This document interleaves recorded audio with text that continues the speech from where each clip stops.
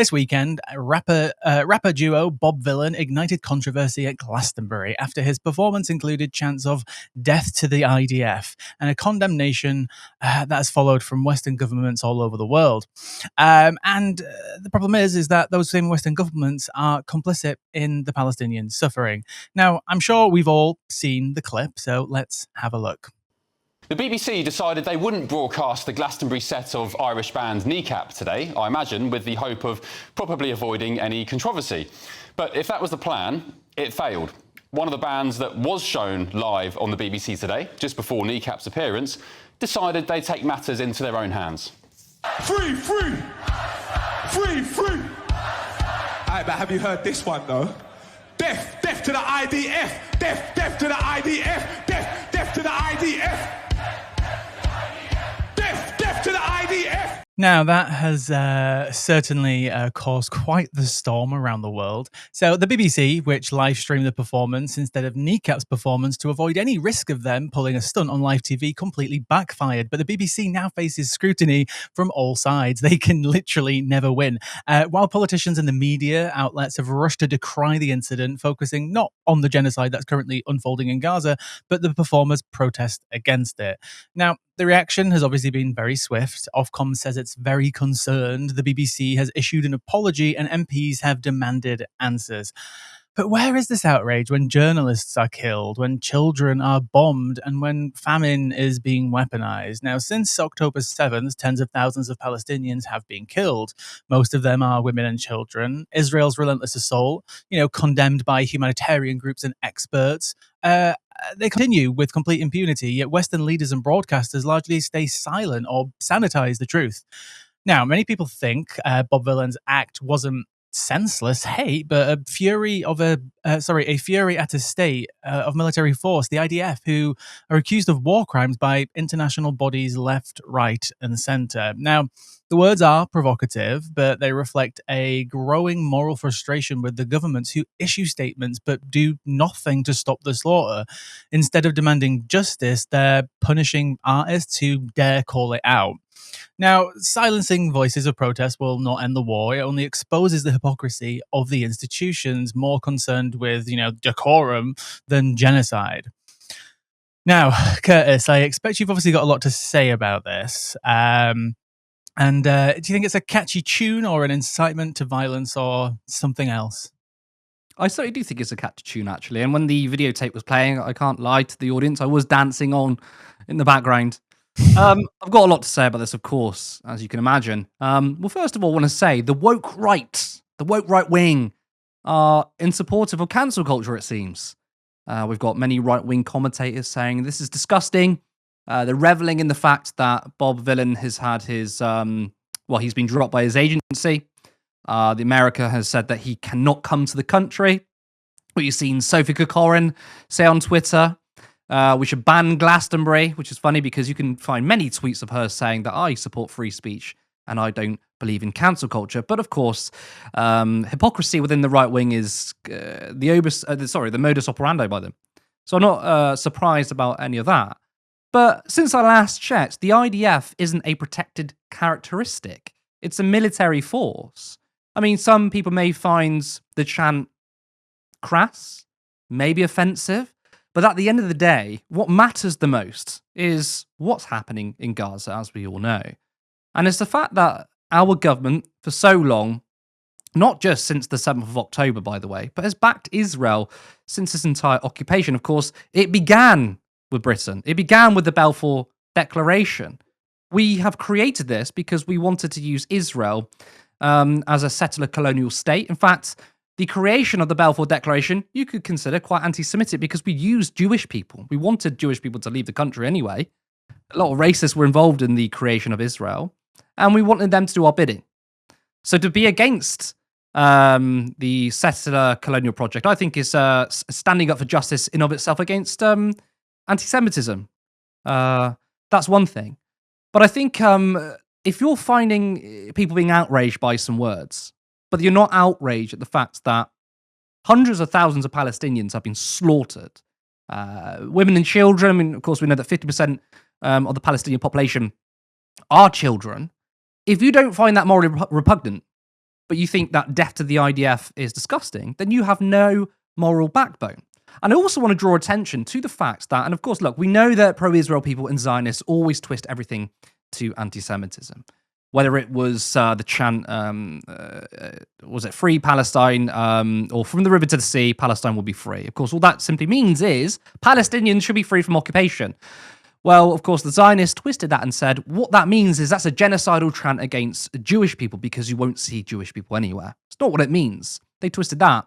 You'll note that Zoran Mamdani, who just won his primary in New York City to become mayor, or he's become the Democratic primary to potentially become mayor, they're trying to harangue him as anti-Semitic because he dares criticize Israel. And they use the quote because he said, globalize the Intifada. That's apparently anti-Semitic. Now, of course, the reason why they say it's anti-Semitic is because of the Second Intifada. And within that, buses were bombed, cafes were bombed. But they forget that the First Intifada was completely peaceful. Palestinians peacefully protested. And what did Israel do? They shot them down and gunned them down. So, of course, the Second Intifada was a resistance movement. And the term Intifada means resistance, resist your oppressors, nothing to do with anti-Semitism. And they twisted that. So Bob Villan is essentially kind of made it very, very clear, right? No mistake here. He's talking about the idea. There's no way you can twist that as anti-Semitic. But of course, they are doing that. And it's not just the extreme Zionists too. It's people within the Labour Party. I mean, to be fair, some people in the Labour Party are extreme Zionists. But Lisa Nandy, former Labour Friends of Palestine, by the way, said that attacking the IDF is anti-Semitic. What a gross and disgusting smear. What a gross thing to say. By the way, and if we're going to play this game, right, conflating the IDF and conflating Israel is in of itself anti-Semitic. There are many Jewish people who are disgusted with the Israeli genocidal regime. So that's my thoughts on that. Of course, I'm not surprised about the backlash from the establishment. Final thing I want to say on this, actually, before we go back to you. Look, there were thousands of people watching Kneecap, watching Bob Villan, and they chanted in agreement. It's not like Bob Villan said, death to the IDF, and everyone sort of fell silent. They all agreed. The question is, why is that? Rather than, just completely dismiss the anger outright, just investigate why that's happening. People, ordinary people, are very, very angry with Israel. They're disgusted. People are very, very angry with our government's complicity, and they're disgusted by it. So you can call Bob Villan whatever you want, but that anger isn't going away, right? Majority of people oppose what Israel's doing. Polls show it. So I'm glad that the establishment is coming down hard on Bob Villan. I'm glad that Reform are disgusted by it because they're exposing themselves of the Israeli apologists that we on the left know they are. Yeah, and I think what's interesting as well, I don't know if you saw this, but when the articles got released about the criminal proceedings that have now been, not put forward to them, that they're now investigating, is that they actually opened the case as a public order incident.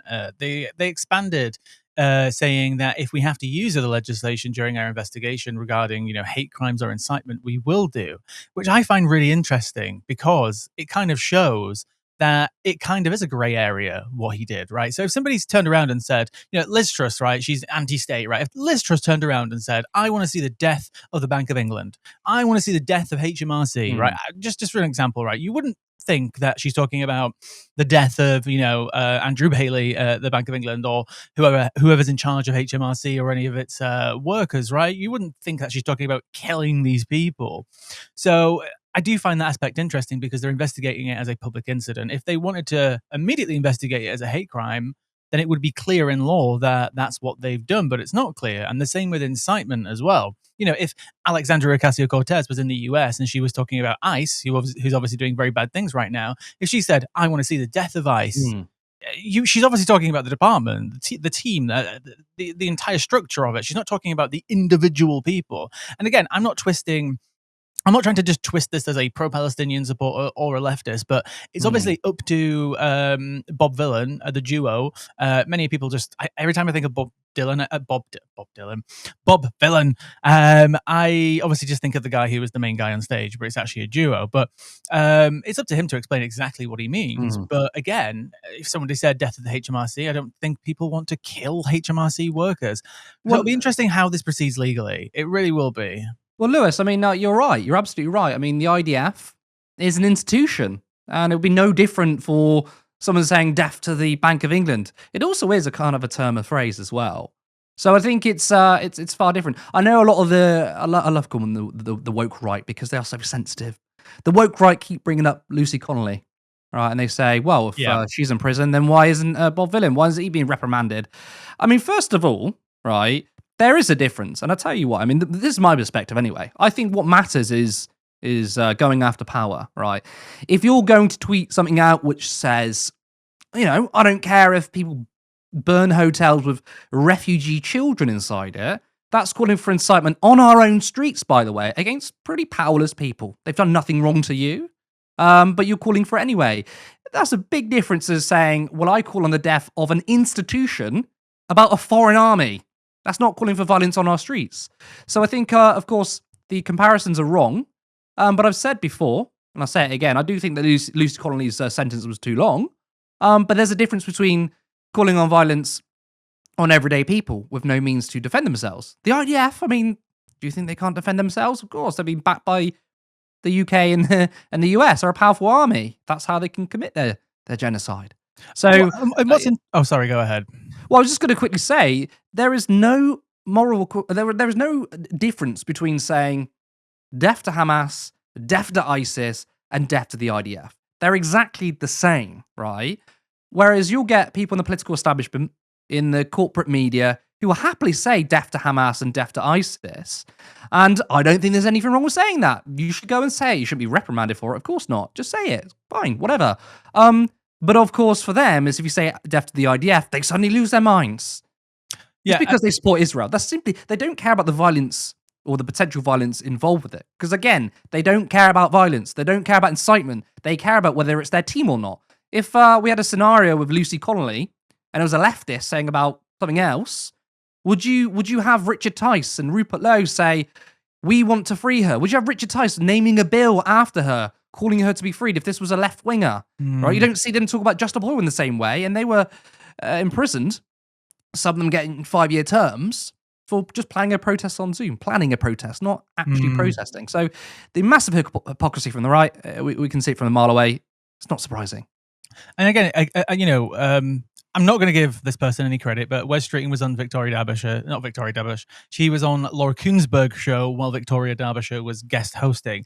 And, you know, he, rightfully so, but whether he's just doing this to score political points, said that, yeah, this is bad, what's happened, and I condemn it, but we need to be talking more about what's happening in Gaza right now in the West Bank, which I thought was good. But again, I think he's eyeing up leadership, but that's an entirely different discussion. And the reason that I'm bringing that up is that this happened at the weekend, right?